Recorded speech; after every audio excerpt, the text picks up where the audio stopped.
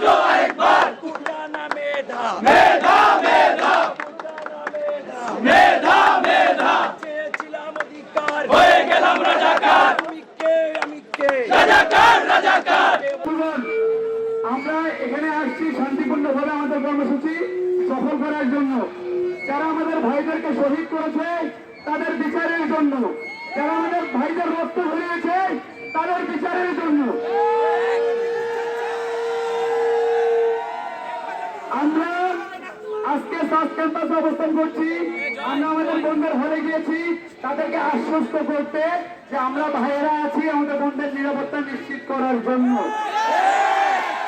আমরা শুনতে পেরেছিলাম তাদেরকে বিভিন্ন ধরনের হুমকি ধামকি দেওয়া হয়েছে, শিক্ষার্থীদের পক্ষ থেকে দেওয়া হয়েছে, প্রশাসনের পক্ষ থেকে দেওয়া হয়েছে, তাদেরকে হল ছেড়ে দিতে বলা হয়েছে। আমরা এর জন্য হলে গিয়েছিলাম। আমরা মেয়েদের হলে কেন গিয়েছিলাম? আমাদের বোনদের নিরাপত্তা নিশ্চিত করার জন্য। এই হল আমাদের, এই ক্যাম্পাস আমাদের, এই ক্যাম্পাসে আমরা থাকবো, এই হলে আমরা থাকবো, এখানে থাকার সিদ্ধান্ত আমরা নিব। উপর থেকে কোনো বান্দা এই ধরনের কোন ধরনের অবৈধ সিদ্ধান্ত আমাদের উপর চাপিয়ে দিতে পারবে না। সে রাষ্ট্রের যে ব্যক্তি হোক, আমরা কারো সিদ্ধান্ত মানব না। আমাদের সিদ্ধান্তই চূড়ান্ত। সবাই আমরা ঐক্যবদ্ধ আছি তো? আমাদের বোনরাকে আশ্বস্ত যে ভাইরা থাকবে পাশে। আমরা আমাদের বোনদের নিরাপত্তা আমাদের শরীরের সেই রক্তবিন্দু পর্যন্ত আমরা চালিয়ে যাব।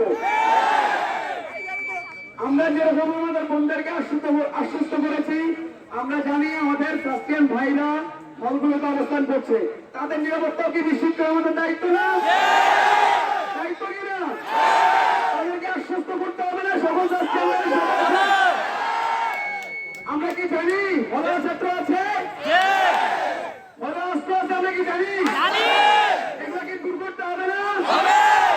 আমরা তাহলে এখন কি করবো? কিন্তু আবার বলছি, হলে কিন্তু আমাদের ভাইরা আছে। কারা আছে? তারা সাধারণ শিক্ষার্থী, যারা আমাদের সাথে আন্দোলনে অংশগ্রহণ করছে। ঠিক আছে, তো তাদের নিরাপত্তা তো নিশ্চিত করতে হবে, তাই না? তো তাদের নিরাপত্তা নিশ্চিত করার জন্য আমরা চিন্তা করছি, আমরা সকলেই হলে যাবো না, যেহেতু হলের বেশিরভাগ ভাইরাই তো আমাদের। তো ওখানে গিয়ে যদি সবাই বিশৃঙ্খলা তৈরি করে তাহলে আমাদের ভাইদের জিনিসপত্র নষ্ট হবে। এর জন্য আমরা চাচ্ছি ক্রিশ্চিয়ান ভাইদের একটা টিম সামনে থাকবে, তারা যাবে, তারা গিয়ে সেখানে কথা বলবে এবং দেখবে কোনো অস্ত্র আছে কিনা এবং কোনো অছাত্র আছে কিনা। প্রস্তাব করছি আমরা। এরপরে বোনরা থাকবে, এরপরে আমাদের আবার বাকি ভাইরা থাকবে। কিন্তু যদি কোনো সমস্যা না হয়, পিছনের ভাইরা কখনোই সামনে আসবে না। যদি কোনো সমস্যা হয় আমরা জানাবো, আপনারা এসে আমাদেরকে প্রোটেক্ট করবেন।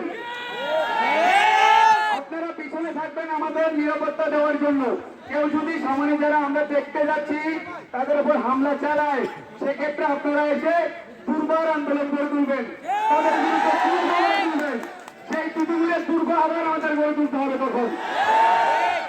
কিন্তু যদি কোনো সমস্যা না থাকে তাহলে আপনারা কেউ এগিয়ে আসবেন না।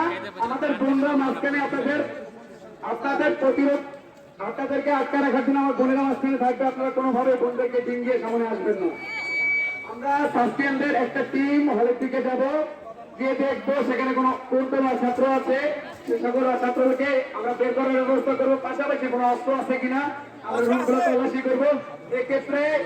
এক্ষেত্রে যারা হলে আছেন তারা আমাদের একটু সহযোগিতা করবেন। তারা মারা থাকলে রুমগুলো একটু খুলে দিবেন, আমরা চেক করবো কোনো অস্ত্র আছে কিনা। ঠিক আছে?